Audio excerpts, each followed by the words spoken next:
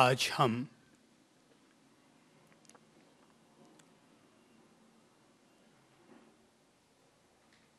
एक ऐसे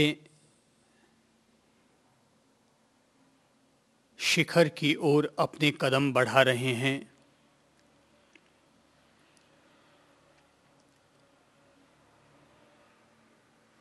जहां खड़े होकर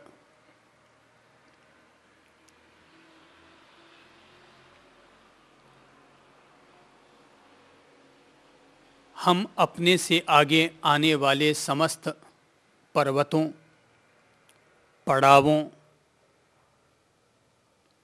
और तलहटियों को ध्यानपूर्वक देख और समझ सकते हैं।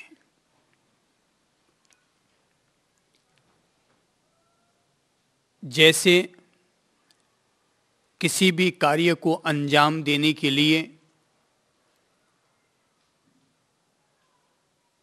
उस कार्य की पूरी जानकारी होनी व्यक्ति के लिए आवश्यक है, वैसे ही साधना के मार्ग में कदम दर कदम आगे बढ़ाने के लिए हमें उस साधना मार्ग की बारीकियों का परिचय होना भी अनिवार्य है। भगवान श्री महावीर साधक को शून्य का भी एहसास कराना चाहते हैं और पूर्ण का भी। एक तरह से हम यह समझें कि आज हम जो ज्ञान चर्चा करेंगे वह शून्य से लेकर पूर्णता की तरफ बढ़ाने वाला ज्ञान होगा। इस मार्ग में हमें प्रस्थान बिंदु का भी पता चलेगा, एक एक पड़ावों का भी एहसास होगा, बीच की फिसलनों की भी जानकारी मिलेगी और साधक की पूर्णता और संपूर्णता कहाँ होती है इसके बारे में भी हम जानकारी प्राप्त करेंगे। पहले चरण में व्यक्ति को किसी भी पहलू का भली भांति सम्यक और समुचित ज्ञान होना आवश्यक है। बाद में तो स्वयं व्यक्ति अपने आप पर ही निर्भर करता है कि वह अपने आप को किस तरीके से इस साधना के मार्ग पर किस हद तक ले जाना और बढ़ाना चाहता है। भगवान श्री बुद्ध का एक चर्चित वाक्य है, अप दीपो भव, अपने दीप तुम स्वयं बनो। कहते हैं एक शिष्य अपने गुरु के पास से विदाई ले रहा था, तो जैसे ही वह चलने लगा कि गुरु ने उसके हाथों में एक जलता हुआ चिराग थमाया और कहा, ले जाओ बेटा, ये रास्ते में तुम्हारा मार्गदर्शन करेगा। शिष्य प्रसन्न हुआ कि रास्ते के अंधियारों से कोई दिक्कत नहीं आएगी, सो उसने हाथ में दीपक ले लिया, गुरुजी को प्रणाम किए, आश्रम के 3 परिक्रमा लगाई और निकल पड़ा। कुछ दूर बढ़ा होगा कि तभी उसने देखा कि अचानक उसके सामने गुरु प्रकट हो गए और उन्होंने आते ही एक जोर की फूंक मारी और जलता हुआ चिराग बुझ गया। गुरु ने जैसे ही चिराग बुझाया कि शिष्य ने तत्काल अपनी ओर से टिप्पणी की कि गुरुदेव, आपने यह क्या कर डाला। बोले, अब तुम्हें इसकी जरूरत नहीं है। शिष्य ने कहा, भंते, मार्ग में अंधकार काफी है, ये जलता हुआ चिराग आपने ही थमाया था और मैं इसी के सहारे आगे बढ़ना चाहता था। गुरु ने तब भगवान श्री बुद्ध का वही वाक्य दोहराते हुए कहा, मेरे प्रिय वत्स, पहले मैंने तुम्हें जलता हुआ चिराग थमाया था, लेकिन यदि तुम मेरे सच्चे शिष्य हो तो मैं तुम्हें अंतिम उपदेश देता हूँ, और वो यह है कि तुम किसी और के दीप के सहारे अपने रास्तों को पार मत करो, वरन अपने दीप स्वयं बनो, अपने रास्तों का निर्धारण स्वयं करो। मुझे जो ज्ञान देना था मैंने तुम्हें दे दिया, लेकिन अब उस दीपक को हटा देना चाहिए और तुम्हें अपनी अंतर्दृष्टि के जरिए, अंतर्ज्ञान के जरिए, अंतर प्रकाश के जरिए अब तुम्हें अपने जीवन के साधना के पथ को पार करना चाहिए और अपनी मंजिल अख्तियार करनी चाहिए। कौन साधक कहाँ तक पहुँचेगा ये व्यक्ति पर निर्भर करता है, हम सब लोगों पर निर्भर करता है, अपने आप पर निर्भर करता है। केवल साधना के मार्ग को जान लेने मात्र से कुछ नहीं होगा। यह बोध रखना चाहिए कि केवल हिमालय के नक्शों को देखने से हिमालय की यात्रा नहीं हो जाया करती, पर हिमालय की तरफ कदम बढ़ाने से पहले हमें हिमालय के नक्शे को भली भांति समझ लेना आवश्यक होता है। यदि कोई महिला भोजन बनाने जा रही है तो उसे भोजन कला का पूरा ज्ञान होना आवश्यक है, लेकिन ये ध्यान रखना चाहिए कि केवल भोजन की कला को सीख लेने मात्र से भोजन नहीं बन जाएगा, पेट नहीं भर जाएगा, पौष्टिकता उपलब्ध नहीं हो जाएगी। जीना ये हमारे जीवन का दूसरा पहलू होगा, लेकिन साधना के मार्ग को समझना ये हमारे जीवन का पहला सोपान होगा, पहला चरण होगा। तो विधि का ज्ञान होना, मार्ग का ज्ञान होना, उस मार्ग और विधि को आत्मसात करने का पहला चरण हुआ करता है।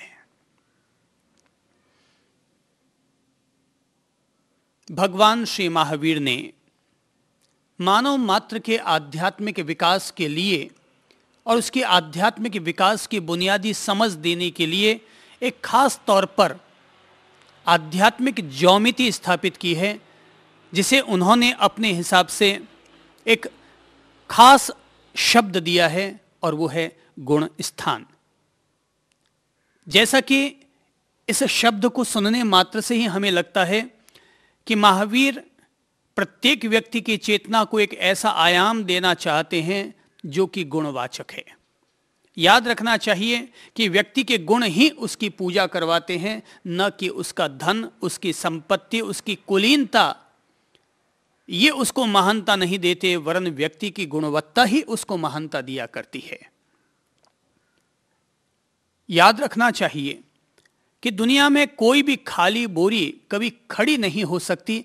बोरी को खड़ा करने के लिए हमें उसमें कुछ न कुछ भरना ही होगा। व्यक्ति जन्म से व्यक्ति तो बनकर आता है, लेकिन अच्छे व्यक्तित्व का मालिक बनकर ही वह अपने आप को दुनिया में स्थापित कर सकता है और वह अपनी आध्यात्मिक उन्नति को भी उपलब्ध कर सकता है।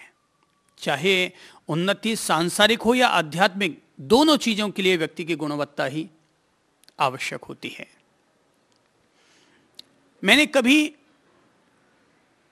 एक बादशाह की कहानी पढ़ी थी और बादशाह का नाम है बादशाह हसन।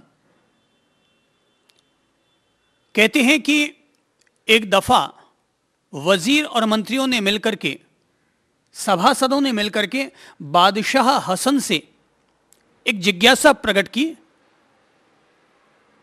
कि हम आज तक यह नहीं समझ पाए कि आखिर ऐसी कौन सी वजह रही कि जिसके चलते आप इतने महान सुल्तान हो गए। आपके पास न तो बहुत बड़ी संपत्ति रही और न ही आपके पास कोई बहुत बड़ी सेना थी, मगर फिर भी आप सुल्तान कैसे हो गए। बादशाह हसन मुस्कुराए और जवाब में केवल इतना ही कहा कि भाई, मैं ये तो नहीं जानता कि मैं सुल्तान कैसे बन गया, पर मैं इतना जरूर जानता हूं कि जो व्यक्ति अपने मित्रों से प्रेम करता है, अपने शत्रुओं के प्रति भी उदारता बरतता है और हर एक व्यक्ति के प्रति सद्भाव रखता है, यदि किसी भी व्यक्ति में ये तीन गुण एक साथ रहते हों, तो क्या ये तीन गुण भी किसी भी व्यक्ति के लिए सुल्तान बनने की योग्यता नहीं दिलाते।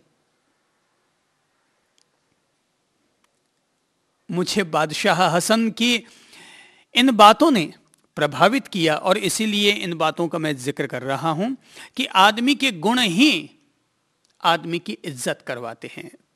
कहते हैं लक्ष्मी चंचल है, सो पैसा तो आता है और चला जाता है।